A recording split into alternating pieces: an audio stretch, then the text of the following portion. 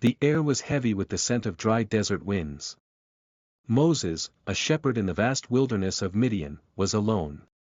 For years, his life had been one of quiet solitude, tending to the sheep of his father-in-law, Jethro.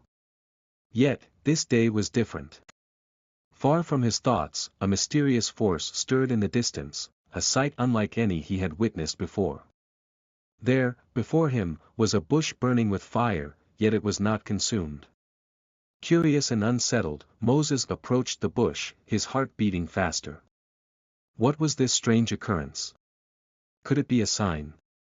His eyes were fixed on the flames that seemed to dance without any effect on the bush's branches. As he drew closer, a voice called out to him, unmistakable and commanding. Moses! Moses! The voice rang through the air, and Moses, startled, responded, "Here I am." The voice continued, "Do not come any closer. Take off your sandals, for the place where you are standing is holy ground." Moses, trembling, obeyed, slipping off his sandals and kneeling on the dusty earth. He could feel the weight of the moment, the very ground beneath him seeming to pulse with divine presence. The voice spoke again, revealing itself as that of God. "I am the God of your father, the God of Abraham, the God of Isaac, and the God of Jacob." As these words filled Moses' ears, he hid his face, afraid to look upon the great mystery of God. "I have indeed seen the misery of my people in Egypt. I have heard them crying out because of their slave drivers, and I am concerned about their suffering. So I have come down to rescue them from the hand of the Egyptians and to bring them up out of that land into a good and spacious land, a land flowing with milk and honey." Exodus 3 verses 7-8, Moses' mind spun, processing the gravity of the message. His people, the Israelites, were in bondage under Pharaoh's rule, and God was finally taking action.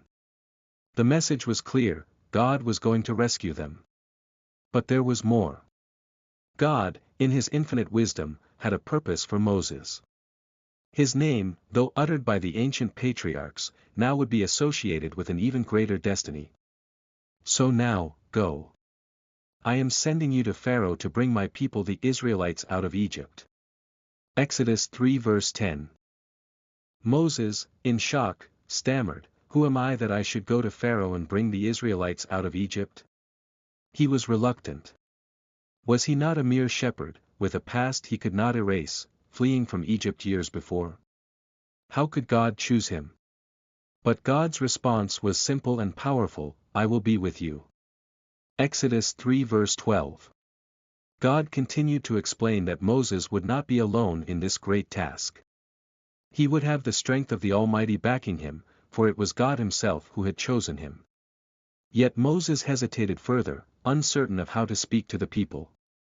"What shall I tell them? Who should I say has sent me?" In this moment of doubt, God revealed his sacred name, one that would be revered for generations. "I am who I am." Exodus 3 verse 14, it was the most profound declaration of divine self-existence. God was, is, and always will be. He transcends time, space, and all limitations. Moses, still uncertain, asked, "What if they do not believe me or listen to me?" God, in his mercy, provided Moses with signs to prove his power. "What is that in your hand?" God asked. Moses answered, "A staff." God instructed Moses to throw it on the ground, and as he did, the staff turned into a serpent. Moses recoiled in fear, but God told him to pick it up by the tail, and as he did, it turned back into a staff. This would be the first of many signs that would lead Pharaoh to recognize the power of God. God then gave Moses another sign. He instructed Moses to place his hand inside his cloak, and when he withdrew it, his hand was leprous, as white as snow. When Moses returned it to his cloak, it was healed. Another miracle, another proof of God's power. Finally, God warned Moses that, if necessary, he would also turn the water of the Nile into blood to convince Pharaoh. Despite all the signs, Moses was still not convinced. He hesitated, expressing his concern over his speech impediment. "I am slow of speech and tongue." God, in his infinite grace, reassured Moses that he would guide him in his speech. Who gave human beings their mouths?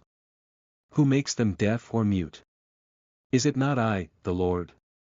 Exodus 3 verse 11. Finally, God became angry with Moses' continued reluctance but promised him help. His brother Aaron, the Levite, would speak on his behalf. Moses would be God's messenger, and Aaron would be his voice. With his fears allayed and his doubts dispelled, Moses finally agreed to go. He returned to his family, ready to obey the command of God. The weight of the mission was now clear. He was to confront Pharaoh, the most powerful ruler on earth, and free the Israelites from slavery. As Moses prepared for this momentous journey, he knew that nothing could stop God's will.